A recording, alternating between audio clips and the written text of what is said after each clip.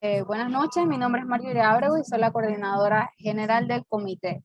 Para el día de hoy tenemos planeado realizar 3 puntos, que serían el orden del día. Entonces, lo primero es realizar la revisión del tema de patologías benignas de colon, ano y recto.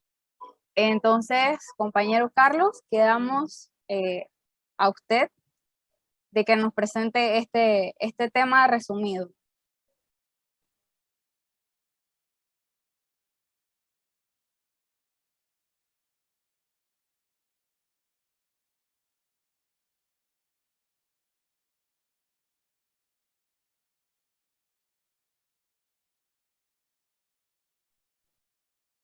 Listo, buenas tardes a todos.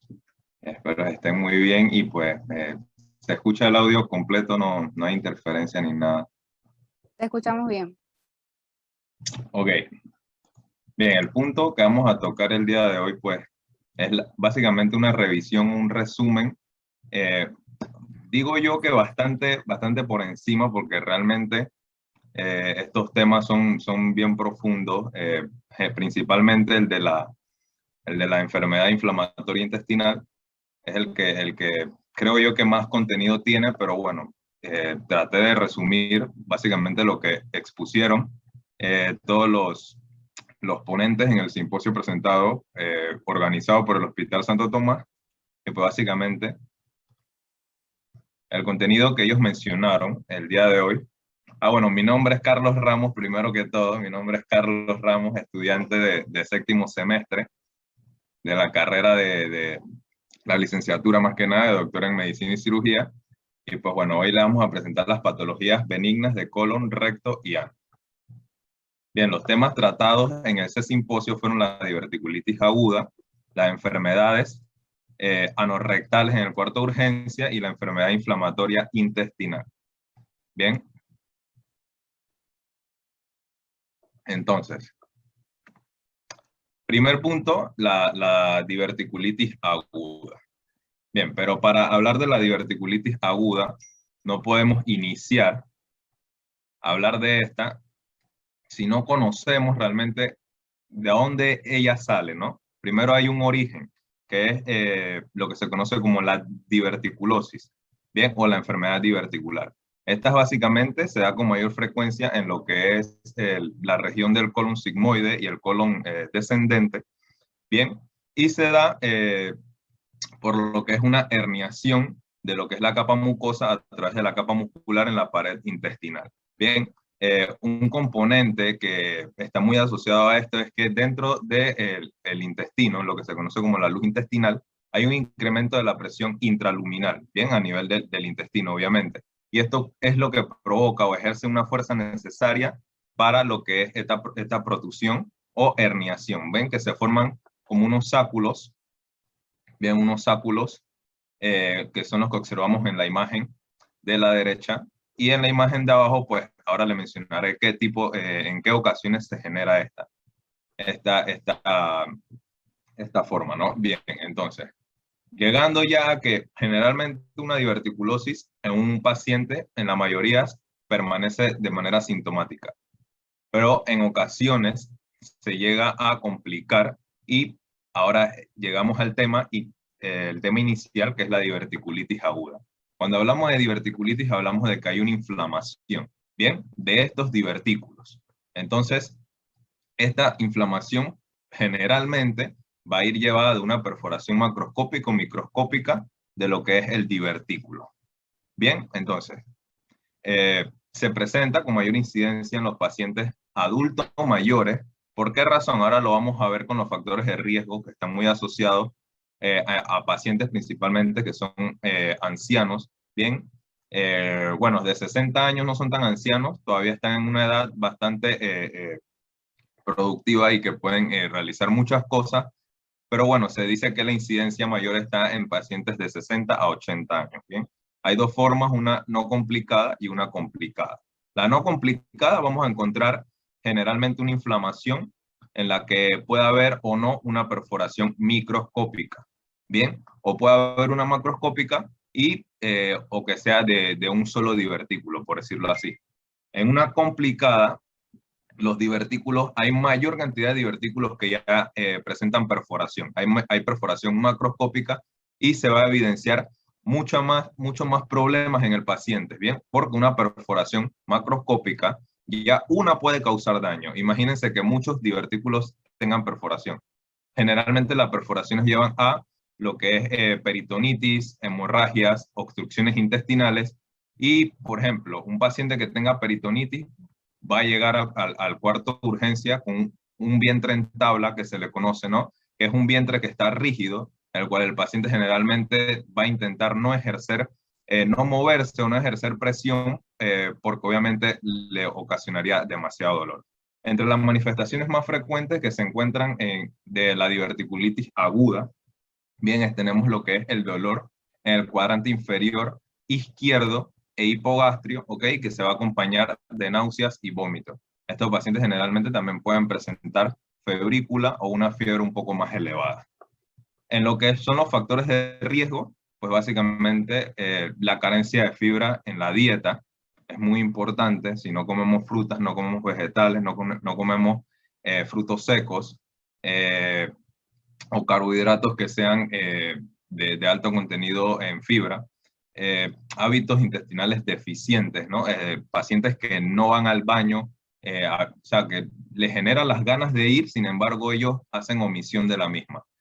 Disminución de la actividad física, los pacientes que no hacen actividad física tienen más probabilidad de desarrollar divertículos y que estos se compliquen, ¿no? La edad, como les mencioné inicialmente, de 60 a 80 años, puede haber alteraciones en la motilidad colónica. Esto puede ser algo genético, puede ser algo que el paciente adquiera durante la vida, ¿no? Que básicamente, si no hay movilidad a nivel intestinal, la motilidad está disminuida, el intestino no se mueve, obviamente las deposiciones se van a acumular y van a generar mayor presión intraluminal. Bien, tenemos la obesidad también. Los pacientes obesos están muy asociados a un sinnúmero de patologías. En casi todas los vemos metidos ahí. Tenemos la aspirina y los AINES, ya que son antiinflamatorios, que también básicamente ellos contribuyen a lo que es a los procesos, se dicen que son antiinflamatorios, sin embargo, ellos actúan en lo que es el ciclo de la ciclooxigenasa, en la COX-1 en específico, que no aporta tantos beneficios como se esperaría. Pero bueno, son medicamentos que a la larga tienen más beneficio que contras, ¿no? Y la susceptibilidad genética que pues está también metida en casi todo. Bien, luego tenemos lo que es el diagnóstico. El diagnóstico de una diverticulitis, básicamente lo vamos a hacer con una anamnesis correcta, realizar la observación e interrogatorio correcto a los pacientes, de igual manera realizar un buen examen físico, una correcta historia clínica, las manifestaciones clínicas que nos diga el paciente y que nosotros encontremos como signos a la hora de realizar los exámenes, el examen físico. También se puede utilizar lo que es la tomografía computarizada y estudios ultrasonográficos que nos pueden ayudar, ¿no? En los tratamientos, pues el retiro temporal de alimentos sólidos, se prefiere que ingieran alimentos que son un poco más blandos, líquidos, ¿no? Sopas, yogures, cosas así. Y la administración de antibióticos de amplio espectro, ¿bien? Y también antiinflamatorios, tratando de evitar lo que son las aspirinas y algunos AINES. La prevención, pues básicamente tener una dieta alta en fibra, realizar actividad física y cesar el tabaquismo. Estas son tres factores que creo que son fundamentales en la salud, en casi todas las patologías y que debemos tener presentes siempre, ¿no? Bien, en el diagnóstico dice no realizar colonoscopía. ¿Por qué no realizar colonoscopía? Esto empeoraría la situación en la cual se encuentra el paciente, ¿bien? Ya que en ese momento la irritabilidad que va a tener ese intestino no va a ser la común, no va a ser la adecuada, ¿bien? Entonces, no se recomienda realizar la colonoscopía como método diagnóstico. Más bien, la colonoscopía se utiliza en casos muy específicos en donde haya una asociación con otras enfermedades, como por ejemplo se sospeche de algún cáncer de colon o que haya pólipos u otro tipo de patología. Bien, la segunda, la enfermedad anorrectal en el cuarto de urgencia. Bien, mencionándolas, ¿no?, rápidamente, lo que más llegaría al cuarto de urgencia sería pacientes que sientan dolor a nivel anal, sangrado, infección, prolapso, tumores y que tengan cuerpos extraños, ¿no? En el dolor, básicamente el dolor puede estar provocado por una trombosis hemorroidal, que no es una hemorroides común, sino que son trombos que están dentro de esas hemorroides. Entonces, abscesos anales, fisuras anales, cáncer de ano y cuerpos extraños pueden ocasionar dolor, ¿no? Vamos a ver que muchos de los que están aquí van a estar involucrados en la de los demás, porque, bueno, si tienes dolor, se puede asociar a un prolapso, a un tumor, a cuerpos extraños o infecciones. Entonces, el sangrado. Generalmente lo más común es ver pacientes que lleguen al cuarto de urgencia con hemorroides internas, ¿no? Y que estas le provocan lo que es el sangrado. Bien, ¿cómo sabemos que es un sangrado por hemorroides? Porque es un sangrado que se encuentra fresco, es un rojo vivo y puede cuando hacemos el examen digital, vemos que hay un sangrado pulsátil, ¿no? Vemos también que hay fisuras anales, las neoplasias, las enfermedades inflamatorias como la de Crohn y la de la colitis ulcerativa que mencionaremos más adelante también provocan sangrado, proctitis, bien, que sería la inflamación del recto. Las infecciones están asociadas a ITS, que son infecciones de transmisión sexual, bien, como la candidiasis, ¿ok? Y pueden causar proctitis. Los abscesos y fisuras anales que pueden provocar dolor y sangrado se pueden infectar también. En los prolaxos, que es básicamente la mucosa del recto que desciende a través del ano, bien, este puede ser completo o parcial. Y se presenta con mayor frecuencia en adultos, específicamente más en mujeres.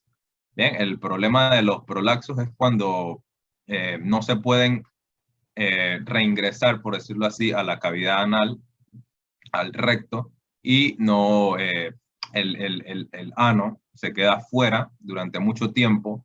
Obviamente está en contacto con el ambiente, se puede infectar, se genera mucha inflamación, se vuelve muy hemorrágico, muy erosivo y obviamente se puede producir una necrosis en esa área. Los tumores, pues tenemos el carcinoma escamoso de ano, pues sabemos que el epitelio que recubre al ano por fuera es piel, así que tenemos un carcinoma escamoso.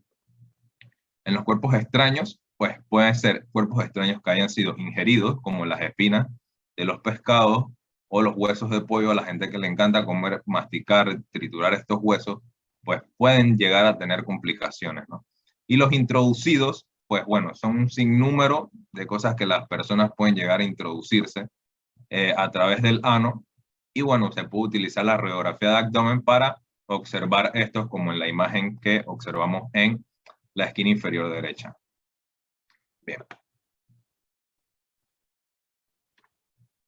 En el diagnóstico, pues básicamente lo mismo, como en todo, historia clínica, examen físico. Se puede realizar una inspección anoperineal, que es importante que se haga en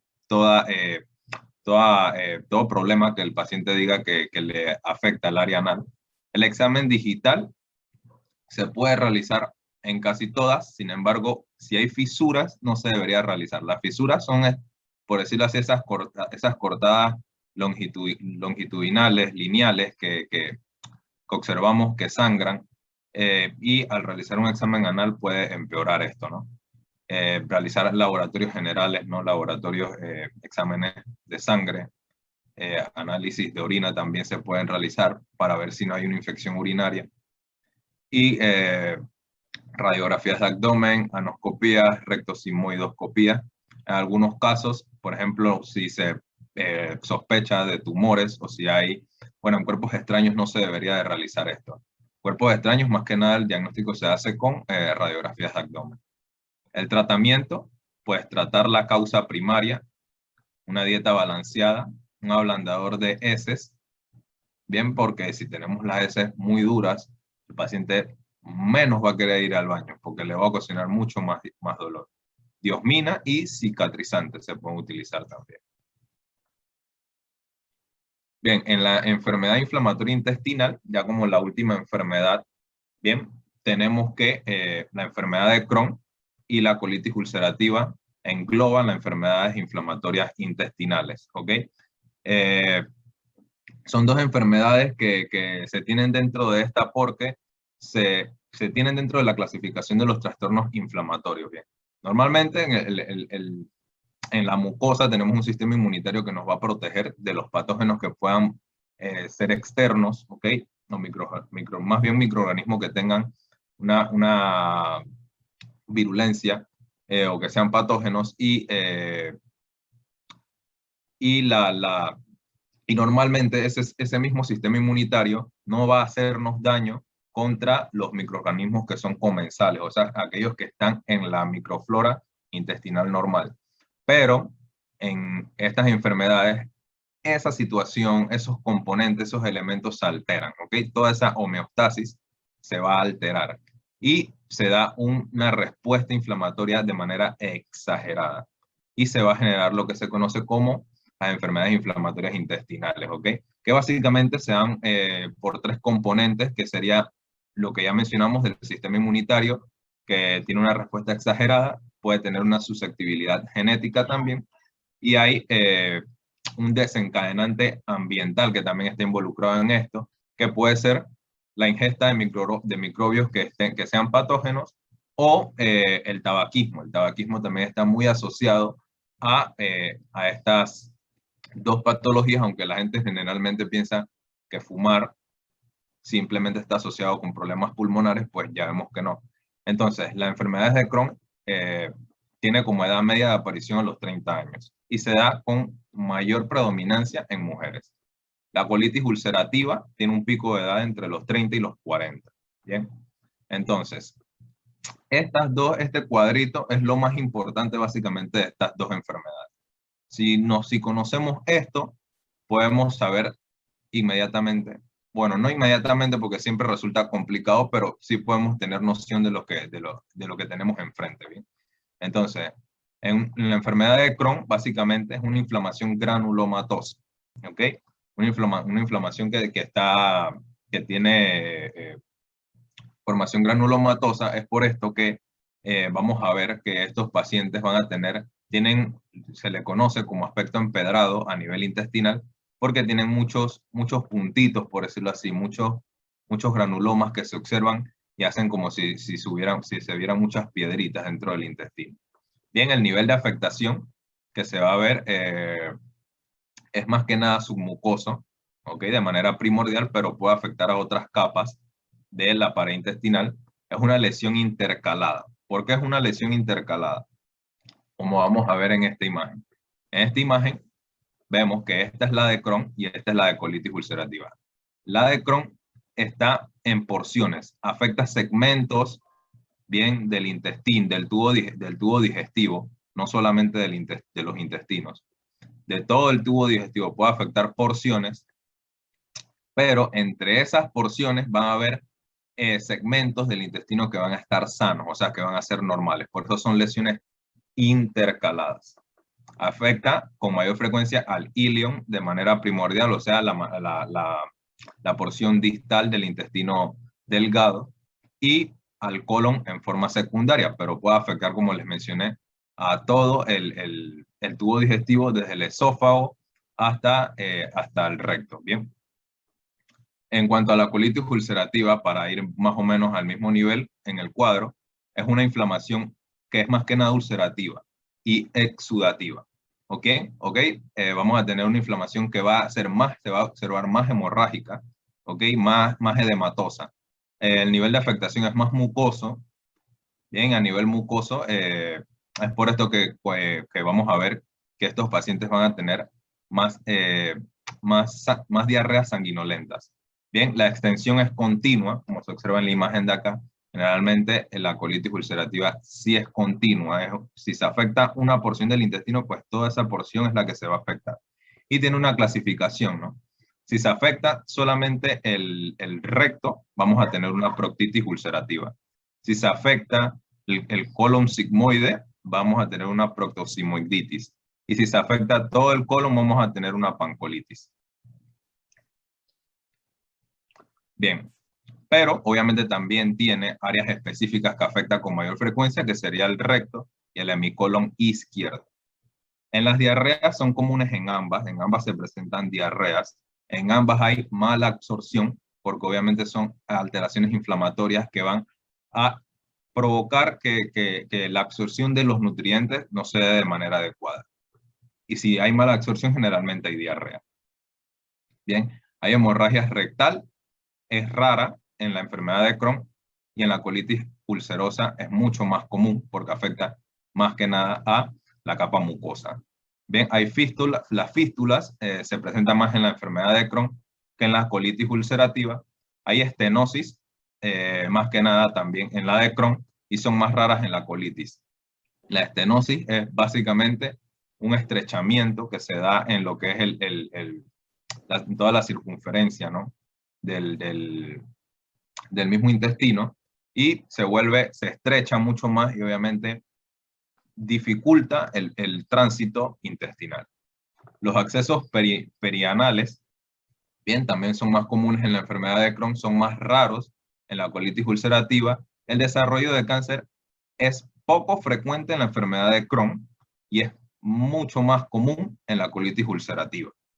Bien, básicamente porque en la colitis ulcerativa se afecta más a la mucosa, y dentro de la mucosa tenemos un componente que es el epitelio. Y el epitelio está formado por células.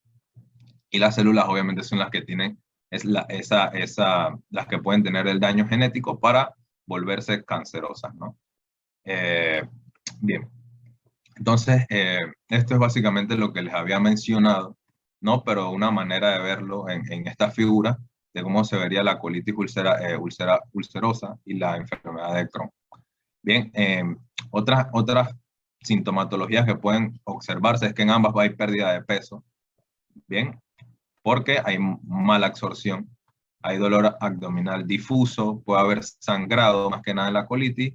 En la de Crohn hay más que nada solamente fístulas, que las observamos aquí, que son las conexiones anormales estas de un área con otra, que esto no debería de estar aquí, y hay diarreas también. Bien. Esta imagen que observamos en la pantalla superior, vemos una enfermedad, un intestino que tiene enfermedad de Crohn. En la primera imagen vemos la estenosis que aquí hay, ¿ok? Se vuelve, el intestino se observa, claramente se observa que no tiene la anatomía normal.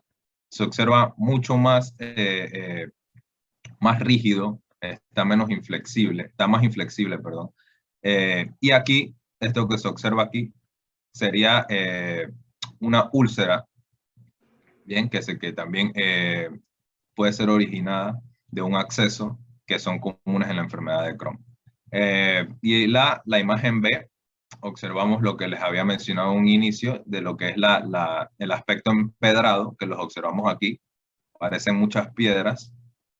Bueno, es más que nada imaginativo, ¿no? Se observa así, debido a la presencia de úlceras y edemas e inflamación en todo el tejido. Bien, recordemos que la enfermedad de Crohn es una lesión intercalada, se da por segmentos del intestino intercalados por segmentos que están sanos. En la colitis ulcerosa ya vemos que es algo más continuo, bien, en donde vamos a ver más úlceras, se observa aquí mucha hemorragia, mucho edema, las úlceras son muy visibles. Bien, esta sería lo que es el segmento ascendente del colon, y también se da también en lo que es el colon sigmoide, ¿no? Entonces, la colitis ulcerativa también tiene un aspecto que conocen como pseudopólipos, que son unas bolitas que parecen unas lengüetas que se observan con las colonoscopías, con las sigmoidoscopías. Se observan esas lengüetas que se conocen como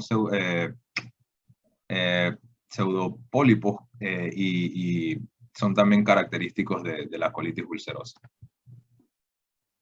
Bien, estaba mencionando bueno, la enfermedad de Crohn, en cuanto a lo que es el diagnóstico que se realiza historia clínica, como en todo, el hemograma, los estudios en S, mencionaba que los estudios en S se realizan para hacer un diagnóstico diferencial y evitar confundir el daño que se está produciendo a nivel intestinal con una enfermedad producida por parásitos, por ejemplo. Los estudios endoscópicos también ayudan mucho, las sigmoidoscopías que mencioné, y los estudios radiológicos con contraste. No se utilizan mucho, pero pueden ayudar. Tratamiento, una nutrición adecuada, fármacos antiinflamatorios como los corticosteroides, sulfasalacina, metronidazol, azatioprina, y la resección quirúrgica del intestino dañado. Esto es en casos muy específicos, en casos en los que el intestino ya no tiene una solución, está muy dañado, muy necrotizado, y claramente es mejor para la salud del paciente a realizarle lo que es la resección quirúrgica. En el diagnóstico para la colitis ulcerativa tenemos historia clínica, hemograma, estudios de heces también, sigmoidoscopías, colonoscopías. ¿Por qué colonoscopías y acá no tanto? Porque generalmente la colitis ulcerativa es más que nada a nivel del colon. Biopsias también se pueden realizar. Tratamiento, evitar el consumo de cafeína, lactosa, porque básicamente pueden irritar mucho más al intestino. Alimentos muy condimentados y pues que también producen gases. Bien, y puede también contribuir a empeorar la enfermedad. Tratamiento quirúrgico, en casos muy específicos también, y medicamentos similares a los de la enfermedad de Crohn, o sea, estos que están acá, los fármacos antiinflamatorios. Y bueno, ya por último, saber que todas las personas que se les son diagnosticadas con colitis ulcerativa deben realizarse colonoscopías con fines de detección durante los 8 años siguientes después del inicio del primer síntoma, ¿ok? Porque obviamente estos son pacientes que tienen alta probabilidad de desarrollar cáncer de colon. Entonces, la frecuencia con la que se deben realizar dentro de esos 8 años es de 1 a 3 años. Cada 1 o 3 años se deben realizar las colonoscopías como un método preventivo para lo que es el cáncer de colon. Y eso sería todo en cuanto a estas patologías. Muchas gracias.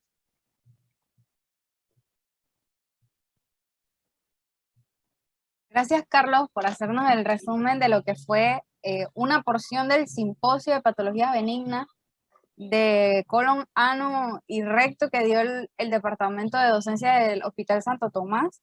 Entonces, a continuación, tenemos a nuestra querida nutricionista, la licenciada Clara Serracín Calender. Nos va a hablar un poco de trastornos de la conducta alimenticia y mindful eating. Mi inglés no es tan bueno, así que agradecida con ella por aceptar la invitación de venir, que nos comparta un poco de lo que ella sabe.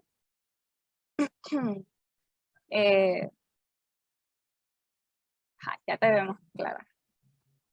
Que nos comparta un poco de sus conocimientos, de su carrera, y algo que es muy importante. Bueno, este tema fue escogido porque el 7 de abril se celebró o se conmemoró lo que es el Día de la Salud. Entonces, la alimentación es muy importante para lo que ahora estamos hablando mucho de los estilos de vida. Entonces, me pareció cómo relacionarlo. Me pareció una buena idea relacionarlo con lo que fue el 7 de abril, y ya que ella nos aceptó la invitación, agradecida con ella que viniera y nos dé su ponencia. Así que, Clara, los micrófonos para ti y te escuchamos.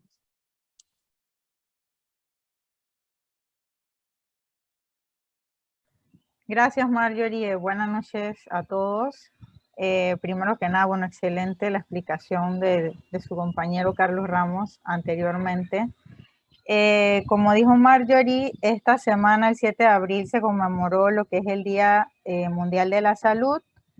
El mensaje principal en esta ocasión, este año, fue brindarle salud equitativa a todos, pero también para conmemorar este día, hablando un poquito de nutrición, que también es pues parte fundamental para mantener una buena salud.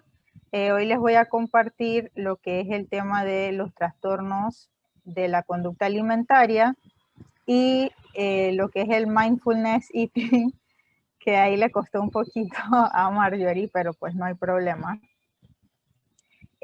Bueno, ya empezando en el tema, primero que nada, pues los trastornos alimenticios pues son manifestaciones de una variedad de preocupaciones por el peso y la comida, y especialmente en hombres y mujeres. Normalmente se presentan en su mayoría en mujeres, pero pues se pueden dar en ambos sexos, y pues es un desbalance en lo que es la ingestión de alimentos. Los principales trastornos son, o los que más se ven, son lo que es la anorexia nerviosa, la bulimia nerviosa y el trastorno de comer compulsivamente o trastorno por atracón. En la anorexia nerviosa vemos que del 6 al 15% de la población está afectada con este trastorno, y como dije ya anteriormente, se ve mayormente en mujeres, donde el pico máximo donde se presenta el trastorno es en adolescentes de 12 a 13 años y mujeres adultas entre los 19 y los 20 años. Lo que se busca, o la actitud que se ve en estas personas, es una búsqueda implacable de estar delgado. O sea, se ven anormales ellos mismos, una persona que normalmente no está en un sobrepeso, pero se ve anormal su propia imagen corporal, por lo que busca estar delgado a cabalidad como sea, y pues se ve una alimentación restringida. Se ingiere comida compulsivamente y puede o no haber purgas. Entonces esta se puede ver también físicamente en el paciente: cabello delgado debido a la pobre ingesta de alimentos, la piel seca, uñas quebradizas, la persona presenta escalofríos, puede haber amenorrea en las mujeres, hay una presión arterial baja, obviamente hay una disminución anormal del peso, hay estreñimiento, y pues la persona presenta una imagen delgadez, se empiezan a ver lo que son la estructura ósea, etc.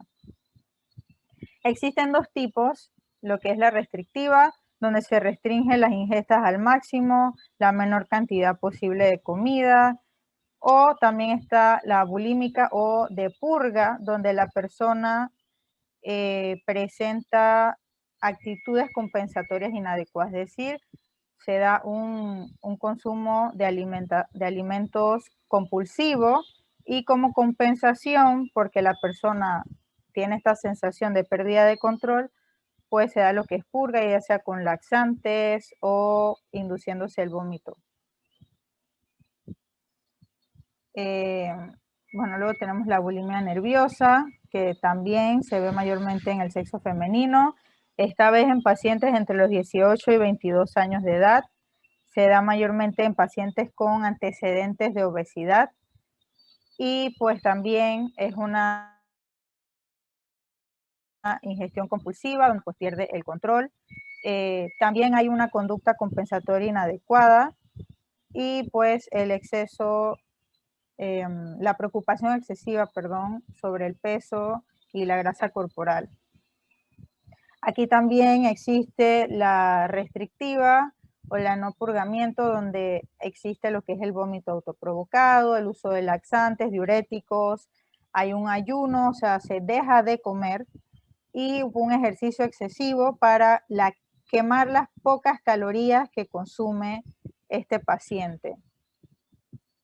Y por último tenemos el trastorno de comer compulsivamente o trastorno por atracón, donde la persona, pues como dice la palabra, se atraca de gran cantidad de comida y lo hace en un periodo corto de tiempo. O sea, si la persona consume X cantidad de comida, cuando se dan estos atracones, consume más de lo regular y lo hace en un tiempo relativamente corto. Hay sensación de culpa, de vergüenza, de pérdida de control, se come sin hambre, se suele hacer en secreto sin que nadie lo vea, pues se come hasta el punto de estar incómodo, que se siente mal, y se ve normalmente en un subgrupo de la población obesa, al igual que en el anterior con la bulimia, que también es un problema de personas con antecedentes de obesidad. Aunque no se habla mucho del mismo, se ve de manera más frecuente que la anorexia y la bulimia. Y para tratar, o una estrategia que se ha venido viendo ahorita mismo para tratar no solo estos trastornos, sino una manera, un enfoque distinto a lo que es el estilo de a cambiar nuestros hábitos de alimentación, es el mindfulness, donde se utiliza sobre todo para lo que es salud mental, en trastornos de la depresión y la ansiedad. Cabe destacar que para tratar este tipo de trastornos de la conducta alimenticia se debe hacer con un grupo de profesionales multidisciplinarios, donde no solo se vea pues la parte médica, donde se traten los síntomas, o la parte de nutrición, donde se vean los cambios de hábitos, sino también la parte psicológica, ya que estos vienen de un trasfondo psicológico más que nada, más que nutricional o médico. Entonces, para tratar a estos pacientes se usa esta medida del mindfulness, donde lo que se busca es implica lo que es la meditación y la introspección de la persona, conocer su cuerpo, cómo reacciona a ciertas cosas y tratar de dejar de lado, como se ve mucho el comportamiento que es bueno y que es malo, y si cómo es siendo mal, etcétera, etcétera, estos trastornos, tratar de dejar eso de lado y ver todo como qué es lo que me hace bien, cómo me siento al hacer ciertas cosas. Ciertas cosas que se ven, y el punto principal dentro de lo que es ya poniendo lo que es el mindfulness en la alimentación, es identificar si se tiene lo que se llama hambre real, ya que por lo menos en el último trastorno que les comentaba, el trastorno por atracón, donde se come sin sentir hambre física, lo que se buscaría en lo que es el mindfulness eating es realmente atender a esa sensación fisiológica de pues tener hambre. Si no tiene hambre, no quiere, o sea, si no quiere comer porque no tiene hambre, saber que no es malo. Y esto aplica para todos nosotros, y comer cuando tengo hambre. O sea, este concepto porque muchas veces se trata al paciente, sobre todo anorexia, en fraccionarle las comidas, porque pues está acostumbrado a comer fracciones muy pequeñas de alimentos, pero tratar de como no ver este concepto de que debemos consumir 3 comidas al día, o 3 comidas fuertes, como decimos, y 2 meriendas, sino que es atender a lo que mi cuerpo necesita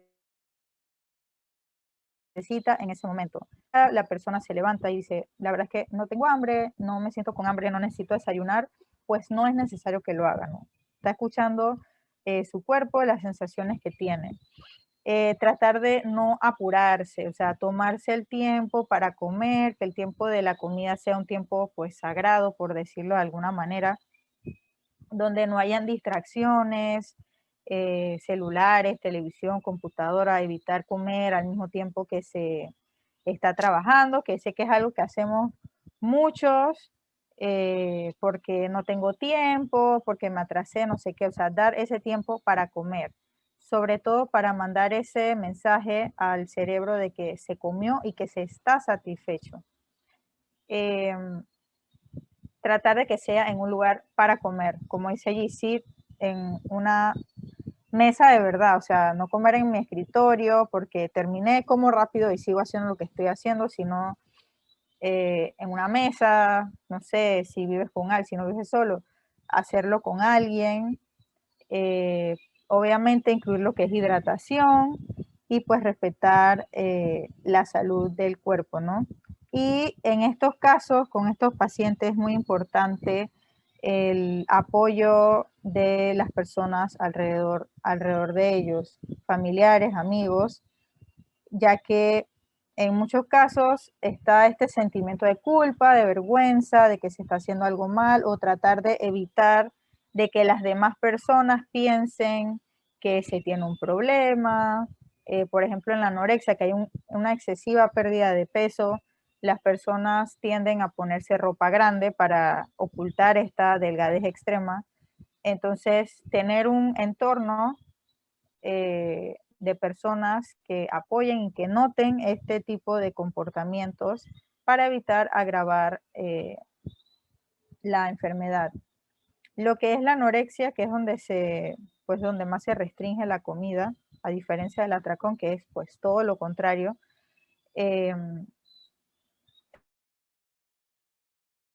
Tratar de a esta persona como bombardearla con tienes que comer y le sirven un cerro de comida. O sea, claramente esta persona durante más de 3 meses, por lo menos, estuvo consumiendo cantidades de alimento realmente disminuidas, reducidas.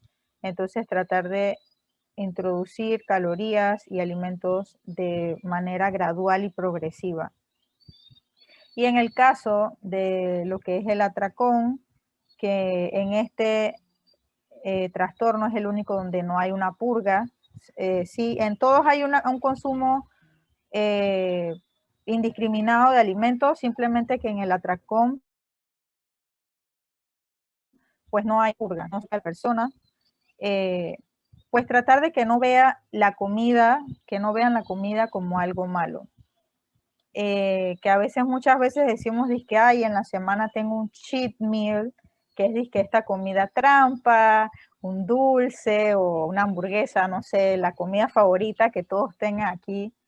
Incluso uno mismo hace eso, o sea, no es que suframos de algún trastorno de alimentación, pero ponemos la comida como si fuera algo malo, un premio, etcétera, no verlo así. Si estabas llevando un régimen de alimentación en el que ibas bien, una alimentación balanceada con los diferentes grupos de alimentos, etcétera, si un día te comiste un chocolate, comiste un dulce, una hamburguesa, verlo como que me comí eso ese día, pero yo sé que es algo que no se debe repetir y no repetirlo al día siguiente y continuar con el régimen que ya llevaba. O sea, esto del mindfulness eating no se aplica solamente como el tratamiento de un trastorno, sino que es una manera de llevar un estilo de vida saludable todos en general.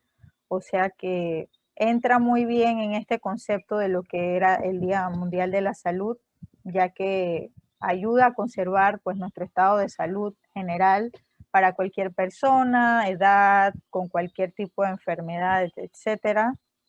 Así que los animo a que lo practiquen, a que tomen el tiempo para con un tiempo sagrado, eviten distracciones, no se culpen, o sea, cómanse sus cosas sin culpa, por favor. No vean como, ay, nutrición, no sé qué, no, ya no puedo comer nada de eso, no, por favor. O sea, la comida si disfrutas uno de los placeres de la vida, no dejen que deje de serlo.